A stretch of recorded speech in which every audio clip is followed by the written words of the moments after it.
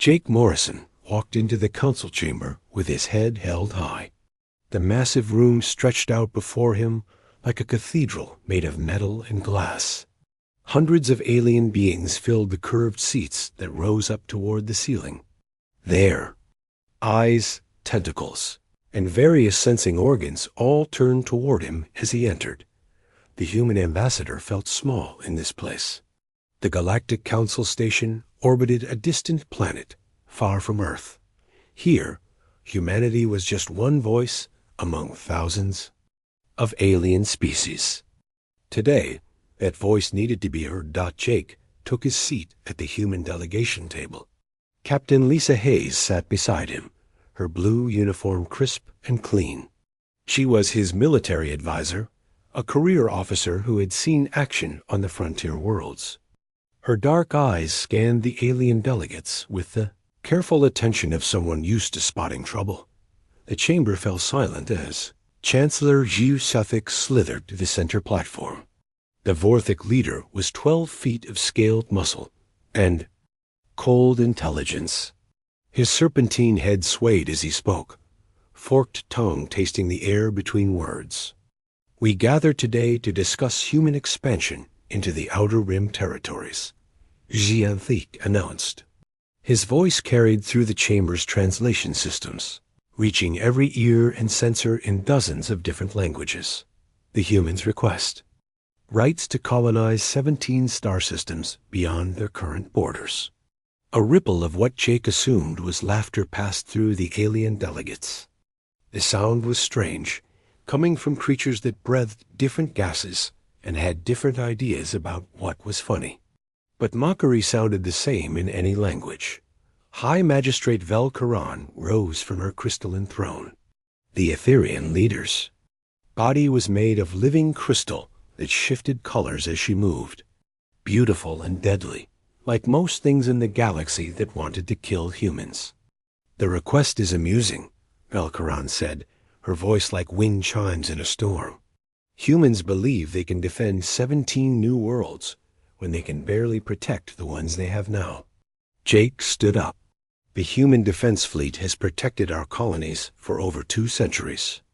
We've never lost a world to hostile action. The laughter grew louder. Zhu Sefei's eyes glittered with cold humor. Never lost a world? How convenient that you forget the Battle of Wolf 359. Jake's blood ran cold. Every human knew about Wolf 359. It was their greatest military disaster, a battle where an entire human fleet had been destroyed. The loss had set back human expansion by decades. That was over 200 years ago, Jake said. We've learned from our mistakes. Have you? Asked Minister Kethvar, a spider-like being from the Arachnid Collective. His 8 eyes focused on Jake with predatory interest. Your weapons are still primitive projectile systems. Your ships are slow and clumsy. Your tactics are borrowed from ancient Earth naval warfare. Captain Hayes shifted in her seat. Jake could see her jaw clench, but she remained silent. Military advisors didn't speak unless asked, and Jake hadn't asked. Suffolk slithered closer to the human table. Perhaps we should discuss why humans really cannot be trusted with more territory. Shall we talk about your legends? The chamber erupted in what was definitely alien laughter now. Jake felt his cheeks burn with embarrassment, though he wasn't sure why yet.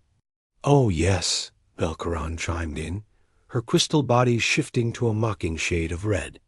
The great human myth of the ghost ship. What was it called? The Liberty? More laughter. Jake's confusion must have shown on his face, because Zhu Suffolk seemed delighted to explain. Your people tell stories, the Vorthic said, about a great warship that still patrols the galaxy. The mighty USS Liberty lost at Wolf 359, but somehow still fighting humanity's battles from the shadows. A ghost ship with a crew of dead heroes, protecting human space from the darkness. The alien delegates were practically howling now. The sound filled the chamber like a storm of mockery. Humans believe, Minister Kethvar added, that this mythical, Vessel appears whenever their colonies are threatened. A guardian angel made of metal and plasma, armed with the righteous fury of dead soldiers. Captain Hayes spoke for the first time. It's just folklore. Jake glanced at her, surprised by the defensive tone in her voice. Just folklore, Z. Siznek repeated. Yes, that's what makes it so amusing. Humans create fairy tales about imaginary.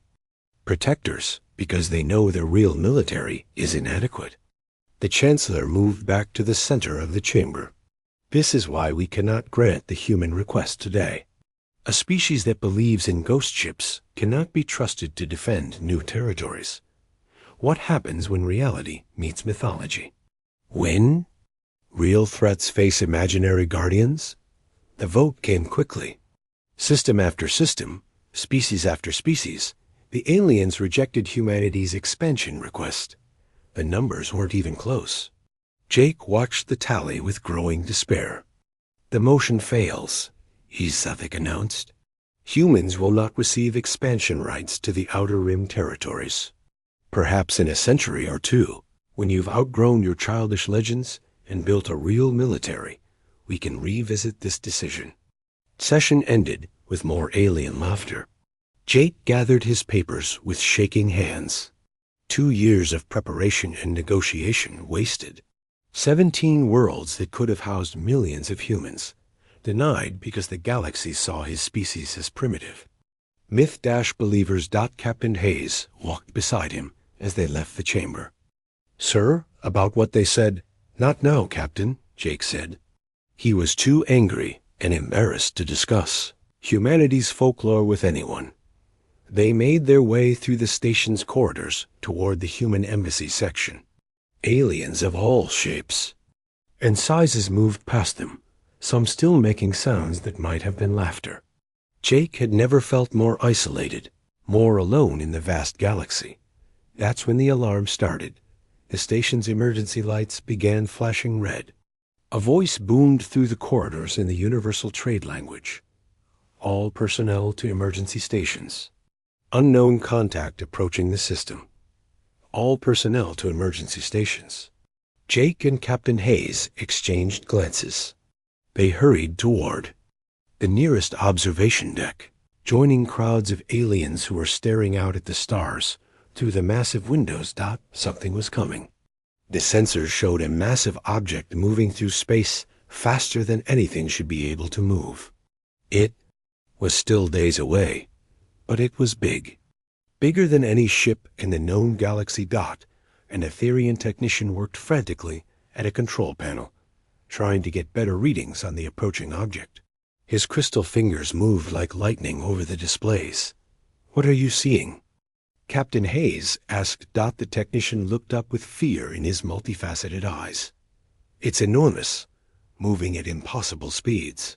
The signature is ... old. Very old. Jake felt a chill run down his spine. Around them, the alien delegates who had been laughing at human myths just minutes ago were now staring at their sensors with growing concern. The unknown object continued its approach, and somehow Jake knew that everything was about to change. The galaxy had spent the afternoon mocking human legends. Now something was coming to prove that some legends might be more real than anyone imagined. 3 days passed before the first attack came. Admiral Sam Carter was drinking his morning coffee when the emergency signal reached his flagship. The USS Montana was patrolling the border between human and Vortex space when the message arrived. It was short, desperate, and terrifying. Sigma Draconis Station is gone, the communications officer reported. Complete communications blackout. No response to any signals. Sam set down his coffee cup with careful precision. Sigma Draconis was a major Vorthic military outpost. It housed over 10,000 soldiers and had enough firepower to destroy a small fleet. Stations like that didn't just go dark. Get me Admiral Command, Sam ordered. Priority 1. Captain Lisa Hayes was already at headquarters when the call came through. She had returned from the council station with Ambassador Morrison, both of them still angry about the failed expansion vote. Now she stood in the briefing room, watching displays that showed empty space where Sigma Draconis should have been. "No debris field," reported Lieutenant Colonel Alex Johnson, the intelligence officer. "No energy signatures. No distress signals. It's like the entire station just vanished." Lisa studied the tactical display. "What about the patrol ships?" "Sigma." Draconis had at least 6 destroyers on station. "Gone too," Alex said.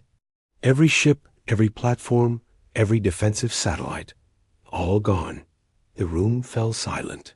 Military officers were used to bad news, but this was something different. This was impossible. Admiral Carter's face appeared on the main screen, transmitting from his flagship. "Lisa, I need you to take a team to investigate. Something that can make an entire military base disappear needs to be understood." Lisa nodded. "What kind of team do you want me to take?" "Small and fast. Take the Yorktown and her escort group. Get to Sigma Draconis, figure out what happened, and get back here fast."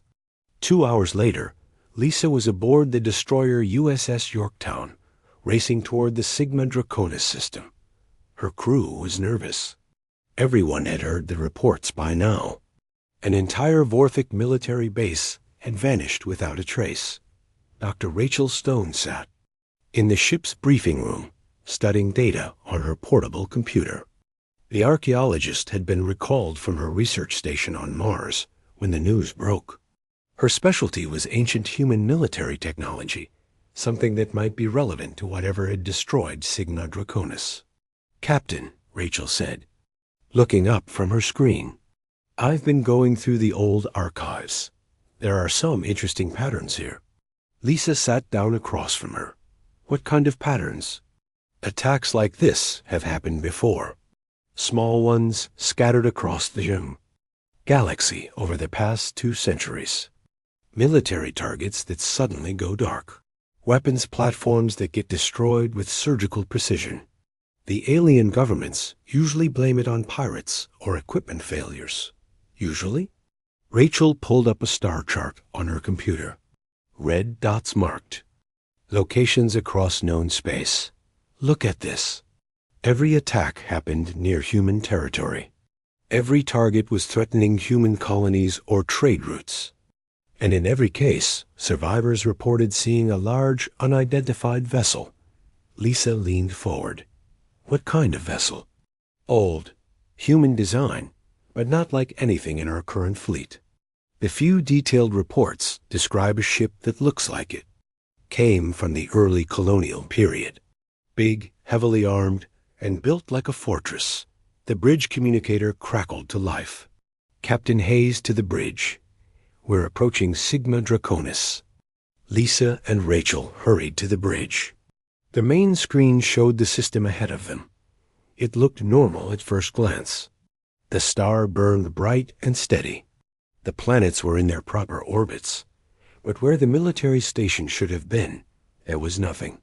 "Full sensor sweep," Lisa ordered. The sensor officer worked at his station. "I'm reading debris, Captain. Small pieces scattered over a wide area, but not enough debris for an entire station." "Life signs? Negative? Wait." The officer's voice changed. "Captain, I'm reading escape pods. Lots of them." Lisa felt a surge of relief. If there were escape pods, there were survivors. Bring them aboard. The first group of Vorthic survivors was brought to the ship's medical bay an hour later. They were in shock, their scales pale with fear.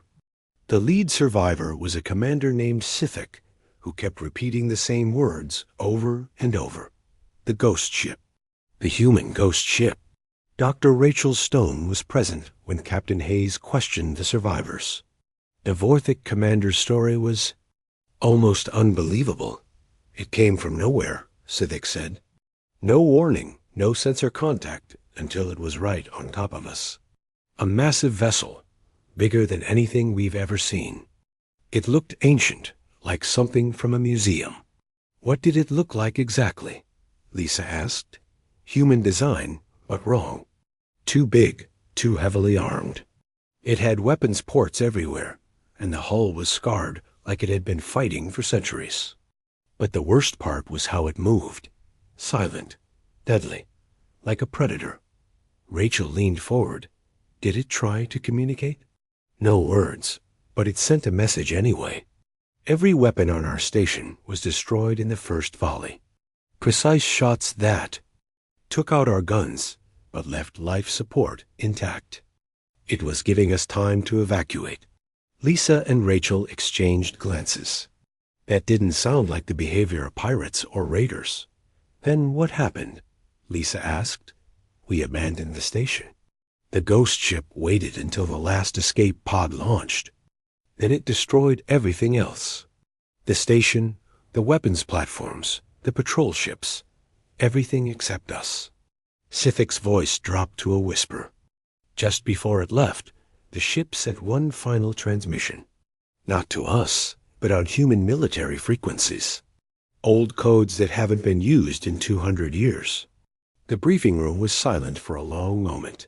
Finally, Rachel spoke. Commander. Sithic, what exactly did this transmission say? The Vorthik looked at her with eyes that had seen something beyond his understanding. It said, Patrol complete. Area secured. Continuing mission. After the survivors were transferred to a rescue vessel, Lisa called an emergency meeting with her senior staff. The pieces of the puzzle were starting to form a picture that none of them wanted to believe. The timing is too convenient, said Lieutenant Commander Alex Johnson. The council meeting happens. Humanity gets denied expansion rights. And 3 days later, a mysterious human ship attacks our biggest critics? Lisa nodded. And according to Dr. Stone's research, attacks like this have been happening for 2 centuries. Always protecting human interests. Always using old human military codes. Rachel looked up from her computer. I've been searching the archives all day. I found something you need to see. She activated the room's main display.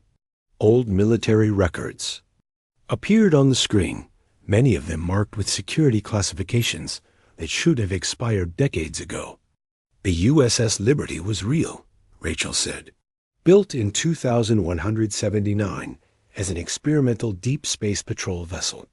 It was designed to operate independently for extended periods, far from any supply base. The ship was equipped with the most advanced technology humanity had at the time. The display showed technical specifications that made Lisa whistle softly. The Liberty had been enormous, heavily armed, and built to last. It was designed for a mission profile that didn't exist in the modern human. Fleet, what happened to it? Alex asked. According to official records, it was destroyed at the Battle of Wolf 359 in 2181. All hands lost, ship presumed destroyed. But Rachel highlighted several inconsistencies in the records. There's no debris recovery report. No confirmed wreckage. Just witness statements that the ship was lost during the battle. Lisa stared at the display. You're suggesting that the USS Liberty survived Wolf 359 and has been operating in secret for over 200 years? I'm suggesting that what happened at Sigma Draconis matches the Liberty's mission profile perfectly. Deep space patrol, protection of human interests, surgical strikes against threats. The bridge communicator interrupted their discussion. Captain Hayes, we're receiving a priority transmission from Admiral Carter. He wants to speak with you immediately. Lisa hurried to her ready room and activated the secure communications system. Admiral Carter's face appeared on the screen, and he looked worried. Lisa, we have a problem. The Etherians just lost a trade convoy at Beta Centauri. Same pattern as Sigma Draconis. The escorts were disabled, the civilian ships were left untouched, and the survivors are talking about a ghost ship. Lisa felt her pulse quicken. How are the aliens reacting? They're scared. The Vorthik and Etherian governments are claiming that humanity is harboring a rogue military vessel. They're demanding that we produce this ship and surrender it for justice. What's our official response? Carter's expression was grim. Officially, we don't know what they're talking about. The USS Liberty is a myth, remember? Just human folklore.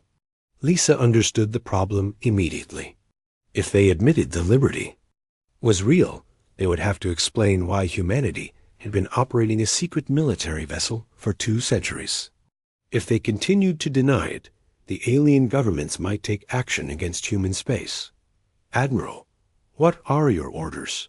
Find this ship, Carter said. Whatever it is, wherever it came from, we need to make contact before this situation spins out of control. The galaxy is about to blame humanity for something we might not even be able to control. The transmission ended, leaving Lisa alone with her thoughts. Somewhere in the darkness between the stars, something was fighting humanity's battles. Something that might be the ghost of their greatest military disaster, returned to protect. The War Council met in the deepest part of the Galactic Council Station. Representatives from 12 alien civilizations sat around a circular table, their various forms of communication creating a symphony of clicks, hisses, and electronic tones. Chancellor Shelek coiled his massive body in the center of the room. The human menace grows bolder each day. First Sigma Draconis, then the Beta Centauri convoy. Now 3 more Etherian outposts have gone dark. High Magistrate Velkarana's crystal body shifted to angry red hues. Our intelligence confirms it. A single vessel, human design, attacking our military assets with impossible precision. The humans are harboring a weapon of mass destruction. Minister. Kethver clicked his mandibles together. My scouts have seen this ghost ship. It moves like nothing in our databases. Ancient human technology that should not exist. The assembled aliens murmured their agreement. Fear was spreading through the galaxy's most powerful civilizations. Something was hunting them, something that struck without warning and disappeared without a trace. We must act, Zethek declared. If humanity will not surrender this rogue vessel, we will blockade their space until they comply. Meanwhile, aboard the USS Yorktown, Captain Lisa Hayes was preparing for the most dangerous mission of her career. She stood in the ship's briefing room with her senior staff, studying star charts that showed the last known position of the mysterious attacker. Dr. Rachel Stone had spent 3 days analyzing every scrap of data about the ghost ship attacks. Her findings were displayed on the room's main screen, a pattern of strikes that painted a clear picture of strategy and purpose. It's hunting, Rachel said. Look at the pattern. Every target was a military asset positioned to threaten human colonies or trade routes. This isn't random violence. It's strategic warfare. Lieutenant Commander Alex Johnson nodded grimly. The aliens are mobilizing their fleets. Admiral Carter reports that Vorphic and Etherian warships are moving toward human space. If we don't find this ghost ship soon, we're looking at a full-scale war. Lisa studied the tactical display. Any ideas where it might be now? Rachel highlighted a section of space near the outer rim. Based on the attack pattern, I think it's operating from somewhere in the Wolf 359 system. That's where the USS Liberty was supposedly destroyed, and it's the perfect position to monitor threats to human territory. Wolf 359, Alex repeated. That's deep in disputed space. No regular patrols, no monitoring stations. If something wanted to hide out there, it could stay hidden for centuries, Lisa finished. All right, that's where we're going. Course for Wolf 359, maximum speed. The Yorktown and her escort ships jumped to hyperspace an hour later. The journey would take 2 days. 2 days during which the galaxy moved closer to war. Lisa spent the time reading everything she could find about the original USS Liberty. The ship had been extraordinary for its time. Nearly a kilometer long, armed with enough firepower to fight an entire fleet. and designed for missions that could last years without resupply. Its crew of 3,000 had been volunteers, men and women who knew they might never see Earth again. Captain Mike Sullivan had commanded the Liberty. Lisa found his service record in the archives, a career that read like a textbook on naval warfare. He had been 52 when the ship vanished at Wolf 359, a veteran officer with 40 years of combat experience. The more Lisa read, the more she wondered if the impossible might be true. Could the USS Liberty have survived the battle that supposedly destroyed it? Could it have been operating in secret for over 2 centuries? The answer came when they dropped out of hyperspace at Wolf 359. "Captain," the sensor officer called out, his voice tight with excitement. "I'm reading something." Big signature, hiding in the asteroid field near the 4th planet. Lisa moved to the sensor station. A display showed a massive object, clearly artificial, nestled among the rocky debris of the outer system. It was running silent, its energy signature almost invisible, unless you knew exactly where to look. "How big?" Lisa asked. 800 meters, maybe more. "It's the largest vessel I've ever seen." Lisa felt her heart racing. "Can you get a visual?" The main screen flickered to life, showing a view of the asteroid field. At first, Lisa saw only rocks and ice. Then the image zoomed in, and she saw it. The USS Liberty. The ship was exactly as the survivors had described it. Ancient but powerful, its hull scarred by centuries of battle. Weapon ports lined its sides like the teeth of some enormous predator. It looked like a fortress that had been built to sail between the stars. "My God," Rachel whispered. "It's real. It's actually real." Before anyone could respond, the Liberty moved. The massive vessel emerged from the asteroid field with surprising grace, its engines glowing with power that should have been impossible for a ship over 200 years old. "They're hailing us," the communications officer reported. On screen, Lisa ordered, the display changed to show the bridge of the USS Liberty. It looked ancient but well maintained, every surface polished and every system functioning. And standing at the center of it was a man who should have been dead for 2 centuries. Captain Mike Sullivan looked exactly as he had in his old service photos. Gray hair, weathered face, and eyes that had seen too much combat. He wore a uniform that was generations out of date, but bore the insignia of his rank with obvious pride. "USS Yorktown," Sullivan said, his voice carrying the authority of absolute command. "This is Captain Mike Sullivan of the USS Liberty. You're a long way from home, Captain Hayes." Lisa found her voice.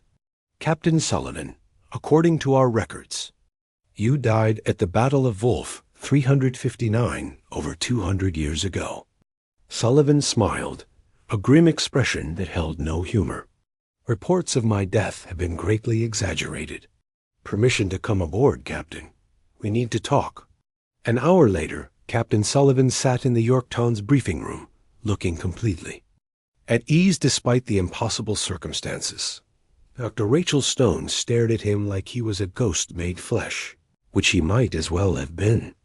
"You want to know how we survived," Sullivan said.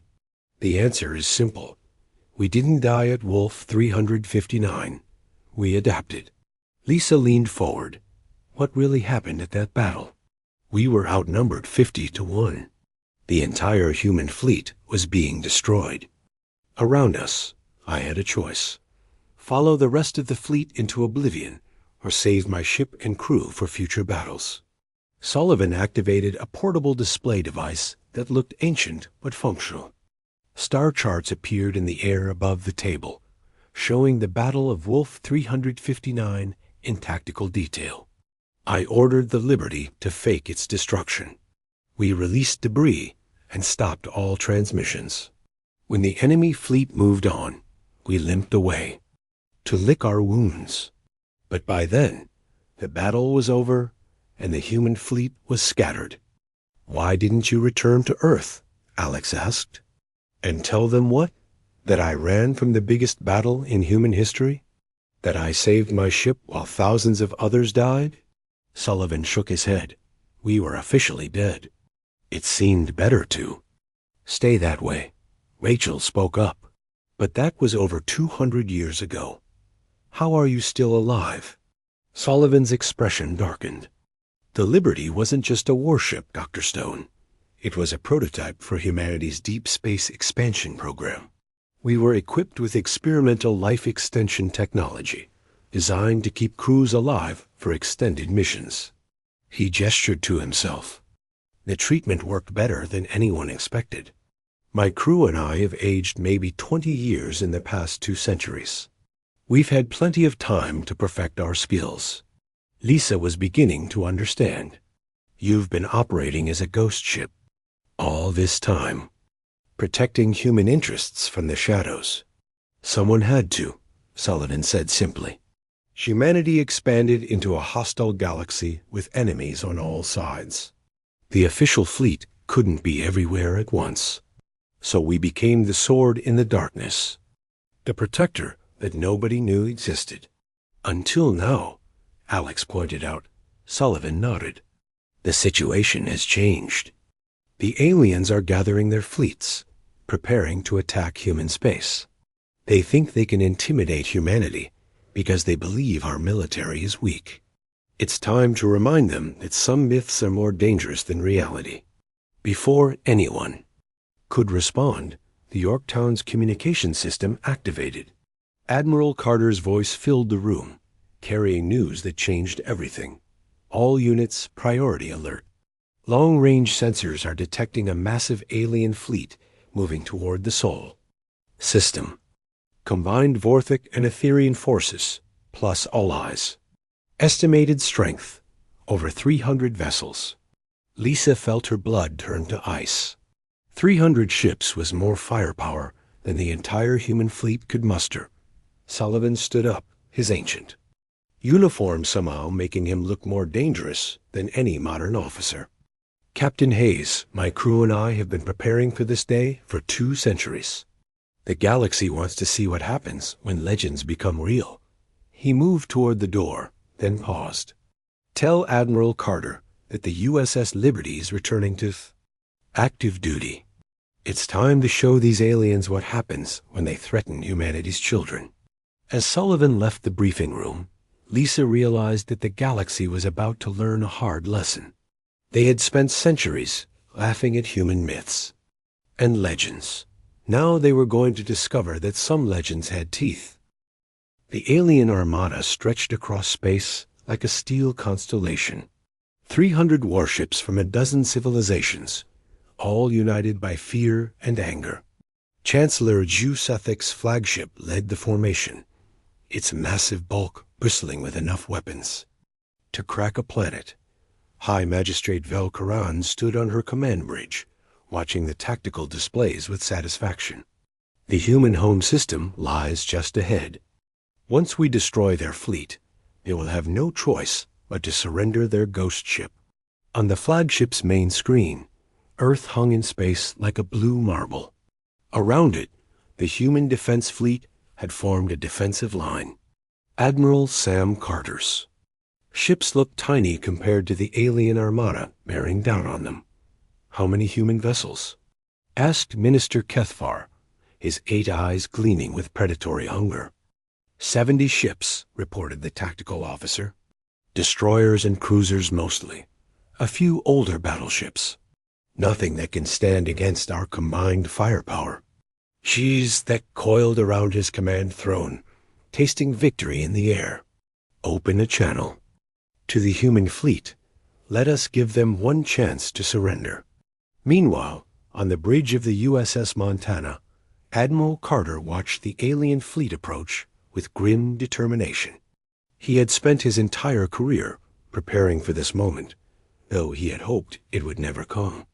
"Sir," reported his communications officer, "the aliens are hailing us." "Put them through." Chancellor Giathek's serpentine form appeared on the null. Main screen. Behind him, the alien fleet continued its relentless advance. Admiral Carter, Zhu Suffolk said, his forked tongue tasting each word. You are outnumbered 4-1. Surrender now, and we will limit our retaliation to your military assets. Continue to harbor your rogue warship, and we will reduce your worlds to ash. Carter's response was everything a human military officer should be: calm, professional, and absolutely defiant. Chancellor, the only thing you'll find in this system is more fight than you bargained for. If you want Earth, you'll have to go through the human fleet first. The transmission ended. Around the Sol system, both fleets prepared for battle. The aliens were confident in their overwhelming numbers. The humans were determined to make them pay for every meter of space, but neither side was prepared for what happened next. The USS Liberty dropped out of hyperspace directly between the two fleets. Captain Mike Sullivan stood on his ancient bridge, looking out at the forces arrayed against humanity. His crew moved with the precision of soldiers who had been fighting together for centuries. Every station was manned by veterans who had learned their trade in battles the modern galaxy had forgotten. Commander Parker, Sullivan said to his first officer, open a channel to all vessels. It's time to introduce ourselves properly. Commander Steve Parker was the descendant of the original Liberty crew, born on the ship during its long patrol. He had never seen Earth, but he had inherited his ancestors' dedication to protecting humanity. Channel open, sir. Sullivan's voice carried across space to every ship in the system, human and alien alike. This is Captain Mike Sullivan of the USS Liberty. Any vessel threatening human space has 60 seconds to withdraw. This is your only warning. On the alien flagship, chaos erupted. Officers scrambled to analyze the massive ship that had appeared from nowhere. The Liberty was larger than anything in their databases, armed with weapons that should have been obsolete centuries ago. Impossible, Velcaron whispered. The ghost ship is real. Z Sizek recovered first. One ship against 300? Even a legendary vessel cannot stand against such odds. All ships, attack formation. Destroy the Liberty. The alien fleet opened fire. Energy beams and plasma bolts filled space, all converging on the Liberty's position. It should have been the end of the legendary ship, a final chapter written in fire and destruction. Not. Instead, the Liberty's shields flared to life. The ancient vessel's defensive systems were unlike anything the aliens had ever seen.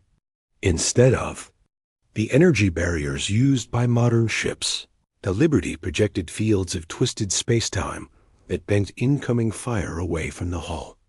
Plasma bolts curved around the ship like water around a stone. Impossible, the alien tactical officer reported. Their shields are deflecting everything we throw at them. Captain Sullivan watched the light show with professional interest. Weapons. Hot, Mr. Parker. Let's show them what real firepower looks like. The Liberty's guns spoke for the first time in decades. They weren't energy weapons like the aliens expected. They were railguns, massive magnetic cannons that fired solid projectiles at significant fractions of the speed of light. The alien shields, designed to stop energy beams, might as well have been tissue paper. The first salvo from the Liberty's main batteries struck 6 alien destroyers. The solid shot punched through their shields and hulls like they were made of cardboard. 5 ships exploded immediately. The 6th managed to launch its escape pods before its reactor went critical. What are those weapons? Velcaron demanded. Her tactical officer's voice shook with fear. Kinetic projectiles, ma'am, moving at 0.7 light speed. Our shields can't stop solid matter moving that fast. The Liberty continued its assault. Its point defense systems came online, creating a web of intersecting fire that no missile or fighter could penetrate. Its secondary batteries targeted the alien cruisers, each shot precisely calculated to disable rather than destroy. Sullivan wasn't trying to slaughter the alien fleet. He was demonstrating the futility of their attack. This is impossible. Geothic hissed as another wave of his ships were crippled by the Liberty's guns. One ship cannot defeat an armada. But it was happening. The Liberty moved through the alien. Formation like a dancer, its ancient hull absorbing damage that would have destroyed any modern vessel. 2 centuries of combat experience guided every maneuver, every shot. Dr. Rachel Stone, watching from the Yorktown, finally understood what they were seeing. It's not just the technology, she told Captain Hayes. Look at how they move, how they fight. They've been doing this for 200 years. They're not just veterans, they're masters. The alien fleet began to break apart. Ships fled in all directions as their commanders realized the futility of their attack. The Liberty pursued the most dangerous vessels, systematically dismantling their weapons while leaving their life support intact. Chancellor G. Sithic's flagship tried to escape, but the Liberty was faster. Ancient engines that had been refined for centuries of operation gave the legendary ship speed that no modern vessel could match. The Liberty's boarding pods launched from hidden bays, attaching to the Vorthic flagship like parasites. What emerged? From those pods were human Marines, who had been fighting boarding actions for 2 centuries. Commander Steve Parker led the assault team personally. His troops moved through the alien ship with practiced efficiency, stunning resistance with weapons that fired solid projectiles instead of energy bolts. Within minutes, they had secured the bridge. A.Z. Selfek found himself staring down the barrel of an ancient human rifle, held by a soldier who looked young, but had eyes that had seen centuries of war. "Chancellor," Parker said politely. "Captain, Sullivan would like to speak with you." Back on the Liberty's bridge, Captain Sullivan watched his Marines work with quiet satisfaction. The alien fleet was scattered, their flagship captured, and their confidence shattered. "Sir," reported the communications officer, "we're receiving surrender signals from 60% of the remaining alien vessels. The rest are requesting safe passage out of the system." Sullivan nodded. "Grant the safe passage requests. We're not here to commit genocide." Admiral Carter's voice came over the communication system. "Liberty, this is Admiral Carter." That was the most impressive display of naval warfare I've ever witnessed. "Thank you, Admiral," Sullivan replied. "But the demonstration isn't over yet. We need to make sure the galaxy understands what just happened here." An hour later, Chancellor G. Sethik sat in the Liberty's conference room, his massive form coiled in what might have been defeat or respect. High Magistrate Vel Karan had also been brought aboard, her crystal body dim with shock. Captain Sullivan entered the room with Commander Parker at his side. The alien leaders had expected to meet with ghosts and legends. Instead, they found themselves facing very real, very dangerous human officers. "Gentlemen, lady," Sullivan said, taking a seat across from them, "I believe we need to discuss the future of galactic politics." Shathik's voice was barely a whisper. "You were supposed to be dead." The Liberty was destroyed at Wolf 359. "Death is often a matter of perspective," Sullivan replied. "For 2 centuries, my crew and I have protected human interests from the Yaos. Shadows, we preferred it that way. Legends are often more effective than reality." Velkaran's crystal form shifted to confused blue hues. "Why reveal yourself now? Why abandon the safety of myth?" Sullivan's expression hardened. "Because you threatened Earth. Because you mistook human restraint for weakness. Because someone needed to remind the galaxy that humanity has guardians." "Commander." Parker activated a holographic display that showed the battle they had just witnessed. "For 200 years, we've been perfecting our craft, learning, adapting, growing stronger. While you built fleets to intimidate primitives, we built skills to defeat those fleets." The display showed tactical breakdowns of the Liberty's assault. Every move had been calculated, every shot precise.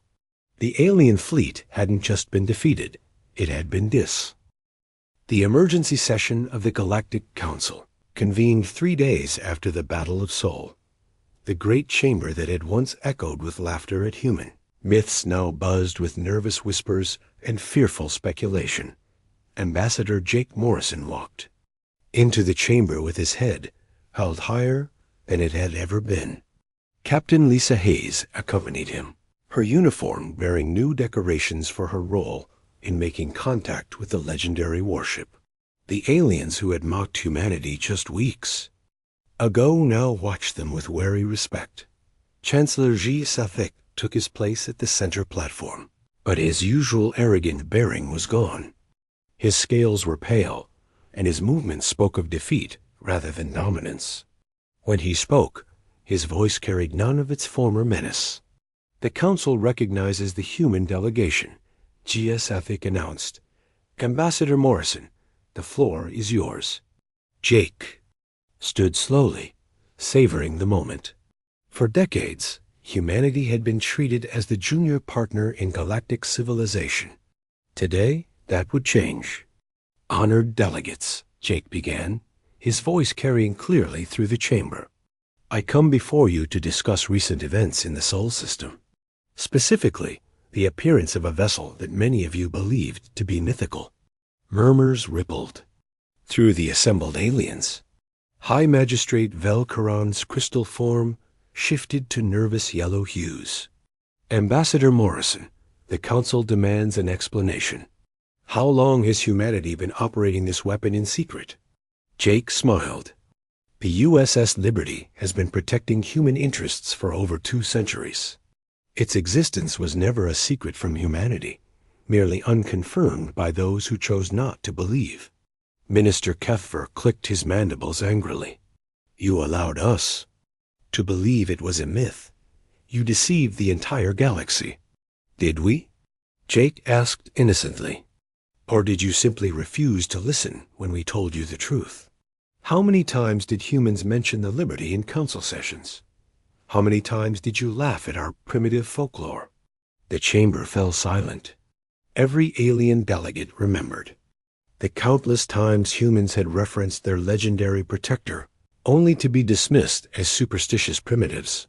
Captain Hayes stepped forward. I had the honor of meeting Captain Sullivan and his crew. They are exactly what they claim to be. Human soldiers who have spent 2 centuries perfecting their craft. They are not weapons of mass destruction. They are guardians. Guardians who destroyed an entire fleet, Velkaron protested. Guardians who disabled a fleet while minimizing casualties, Hayes corrected. Captain Sullivan could have destroyed every ship in that armada. Instead, he chose to demonstrate restraint. Most of your crews survived because the Liberty wanted them to survive. Jake activated a holographic display that showed the territorial map of known space. Red markers indicated the locations where the Liberty had been active over the past 2 centuries. Every intervention by the USS Liberty followed the same pattern, Jake explained. Military threats to human civilians were neutralized. Aggressive actions against human territory were stopped.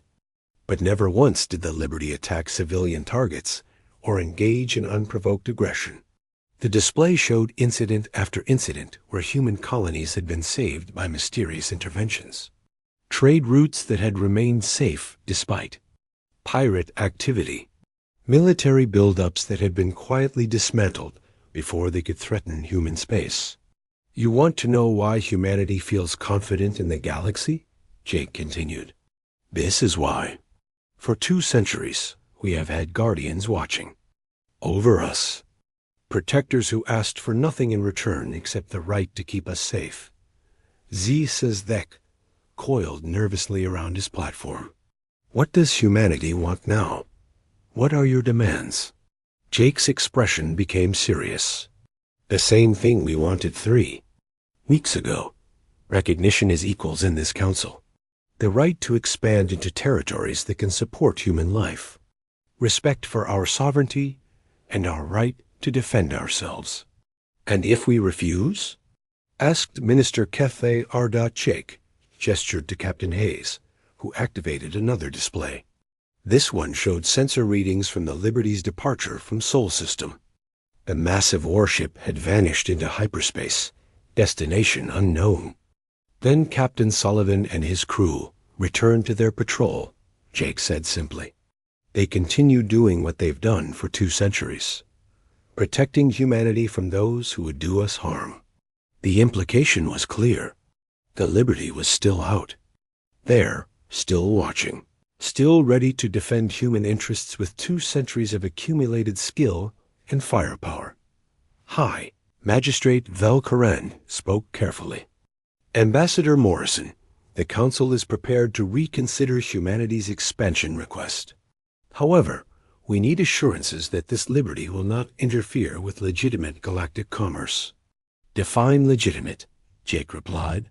If by legitimate, you mean trade that doesn't threaten human colonies or attempt to strangle our economy, then the Liberty has never interfered with such commerce.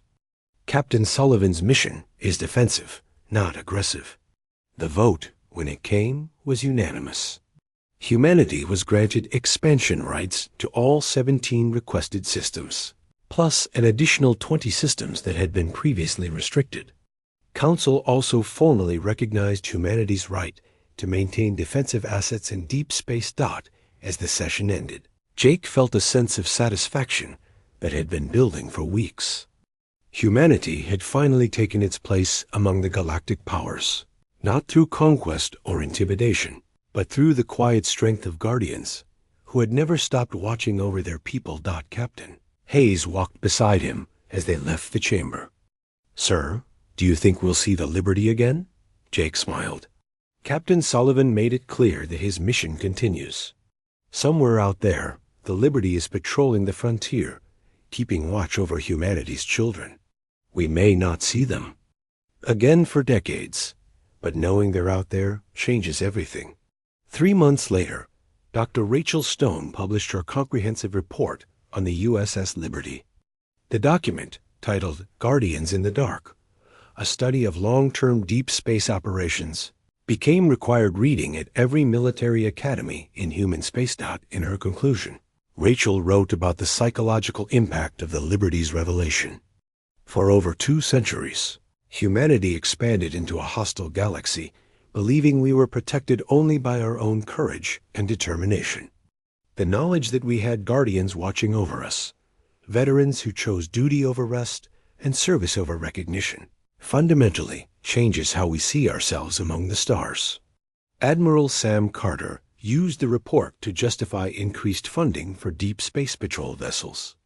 If one ship could protect humanity for 2 centuries, imagine what a fleet of such vessels could accomplish.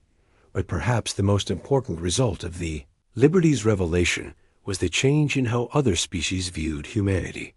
The galaxy had learned that humans didn't just tell stories about their heroes. They actually produced heroes worthy of the stories. 6 months after the Battle of Sol, a Vorthic colony in the Outer Rim sent a distress signal. Pirates were attacking their mining operation, and the local defense forces were overwhelmed. The colonial government prepared for the worst. Then a massive ship appeared at the edge of the system. Ancient but powerful, scarred by countless battles, but still formidable. The USS Liberty had come to the aid of former enemies, because Captain Sullivan's orders were clear: maintain the peace. The pirates fled without firing a shot. Later, the Vorthic colonial governor sent a message to the Galactic Council. We wish to thank the human guardians for their assistance. We understand now that the USS Liberty protects not just humanity, but the peace that allows all civilizations to prosper. The message was read aloud in the council chamber, the same chamber where aliens had once laughed at human myths. No one was laughing now. Ambassador Jake Morrison listened to the message with quiet pride. Somewhere in the darkness between the stars, Captain Sullivan and his crew continued their eternal patrol. They had become more than legend, more than myth. They had become the conscience of the galaxy, reminding everyone that some duties transcended species, and some guardians never abandoned their watch. The USS Liberty had revealed itself to save humanity. In doing so, it had saved something more precious: the idea that heroes could be real, that legends could have substance, and that sometimes the universe really did provide guardians for those who needed them most.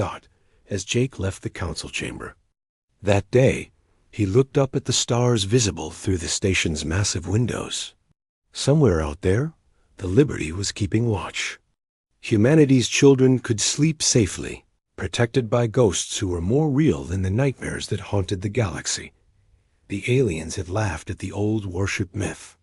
They weren't laughing anymore, and in the vast darkness of space, the USS Liberty continued its mission, a legend made real, a myth with teeth, and a guardian that would never abandon its watch.